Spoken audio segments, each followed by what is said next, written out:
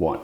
Up next on End of the Day Beer Review, we're going to be looking at Goose Island's Bourbon County brand Vanilla Rye Stout. This is a 2024 variant and it's coming in at 14% ABV. Check it out.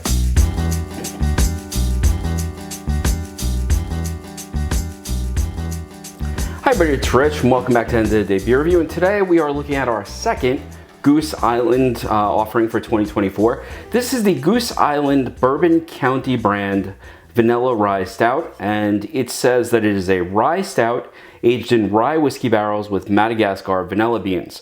It's coming in at 14% ABV. And you know, before we actually open this up, I've been really excited for a vanilla variant since the 2018 Vanilla Stout. Now, as far as rye goes, I'm not the biggest rye fan. I'm more of a bourbon type of person. So I'm sort of interested to see how much it's going to change the flavor of this. Now, I just reviewed one of the Bourbon County vanillas. So this is as close to a direct comparison as I can come, because those vanillas have gotten very hard to come by. Let's crack this open. Let's see how this year's variants stack up. And quite honestly, this year I was a little reluctant to throw a ton of money into the variants, because last year's variants I didn't really love. The Eagle Rare Stout I loved. I thought it was phenomenal. The Backyard Stout I thought was terrible. Just objectively terrible. And then the Angel's Envy was good. I'm not an Angel's Envy bourbon fan really, although I'm going to do a tasting with that eventually. So I don't know. This year I was a little gun shy when it came to the price, although I did buy quite a bit regardless. I am using my 2016 Bourbon County glass. Let's give it a pour. And you know, as is expected, it's pouring a very, very dark, little traces of, I think, red just on the edge.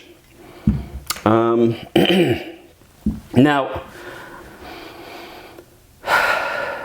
trying to see if there's any vanilla in the bar right now.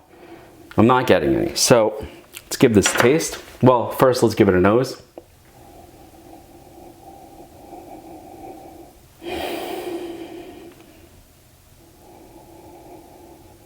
Okay, so vanilla is way up front. In fact, the vanilla on this is very reminiscent of the vanilla that was on the 2018, which I think is similar Madagascar vanilla beans. There's the chocolate there. You get some of the oak from the barrel.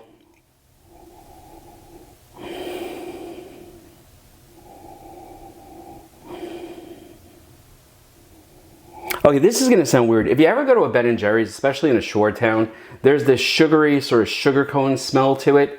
There's that smell coming out of this beer. Yeah, almost like a confectionery sugar smell to it. It has a really, really good, but sort of like desserty, pastry, stouty type of nose to it. Let's see what it tastes like.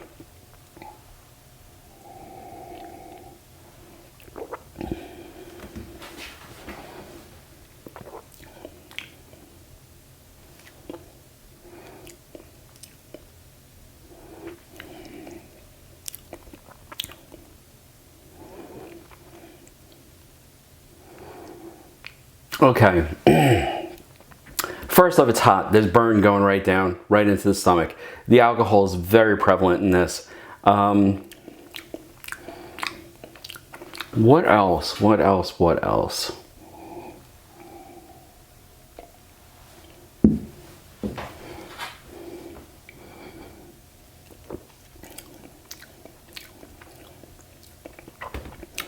Okay, so there's a vanilla flavor right up front. It's a good, solid vanilla flavor to it. As it goes back on the tongue, you're getting some of those dark fruit that, you know, sort of seem to be very prevalent in almost all of the bourbon counties. Excuse me. There's a certain spiciness from the rye that I'm not loving, and a little too much ethanol on the back end.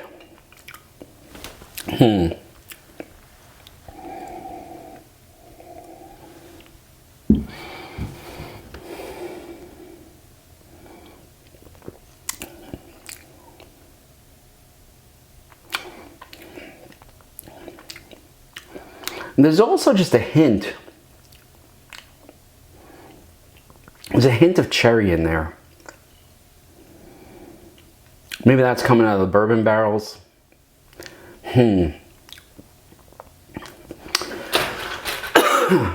Okay, so how do I sum this one up? To be frank, disappointing for me. And this is what I was freaking worried about. The vanilla's there, the sugar's there, there's some chocolate, there's some, you know, that sort of like burnt sugar, dark fruit flavor to it. But it lasts on the palate for, you know, just a hair of time. It's like it's just there and it's gone. Excuse me. As you swallow, there's sort of a weird cherry note that I wasn't expecting at all. And it's almost like the cherry on top of vanilla sundae. But there's this bitterness that I just think, oh, and it's more carbonation than I expected. There's a bitterness on the back end that I'm not totally thrilled with.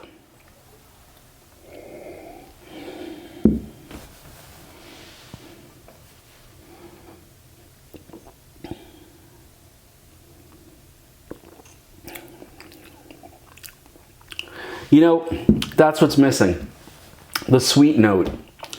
And I guess that's the difference between the vanilla in a bourbon barrel and the vanilla in a rye barrel. There's not the sweetness that I was really hoping for, that I thought added so much to the Bourbon County vanilla from 2018. I think that it's that lack of sweetness that's ruining this for me. And it's not even that I love overly sweet beers, but if you're going to have a beer, you know, especially one that they've crafted before, and it has been damn near close to perfect, why screw with it like this, you know?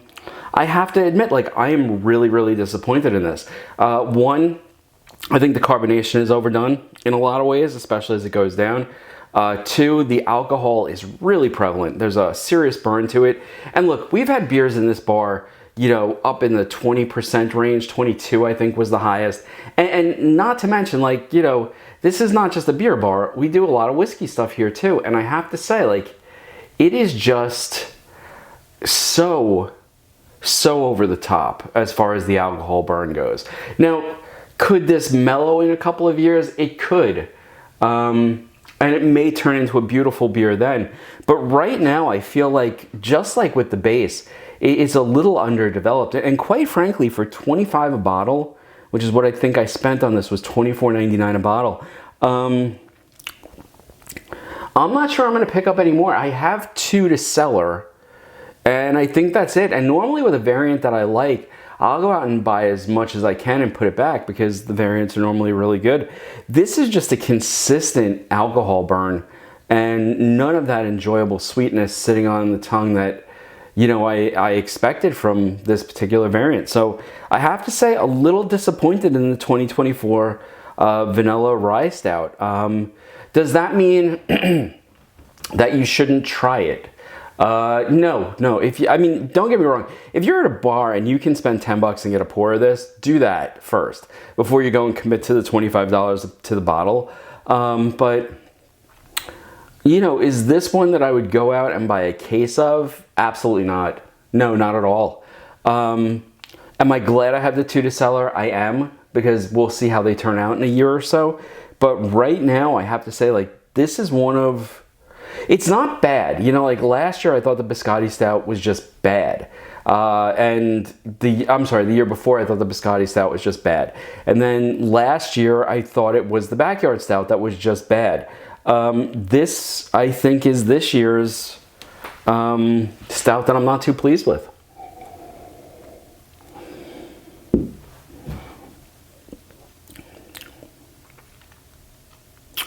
Yeah, there's way too much bitterness there. And I mean, quite frankly, like, I'm going to swirl this in the glass.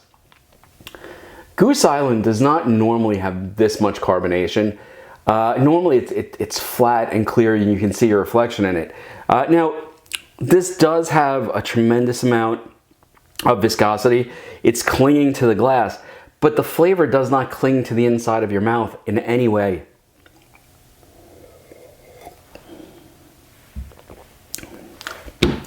So yeah, I gotta tell you, I mean, maybe if you're a rye drinker, but if you're a bourbon person, I don't think this is for you. And I have to tell you, like, each sip I have subsequently is not helping this case for this particular beer.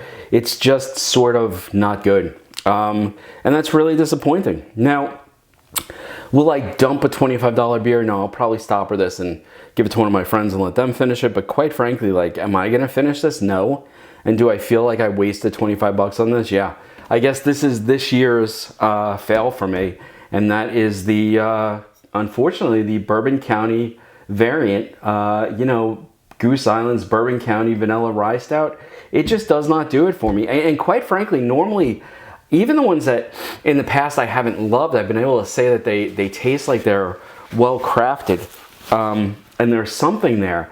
This just does not do any of it for me. It's really, I think it's really rough. I think it's really weak in a lot of respects. I think the flavor profile, if it hung around for a while, would be awesome. But the way it is right now, it just immediately fades from the palate.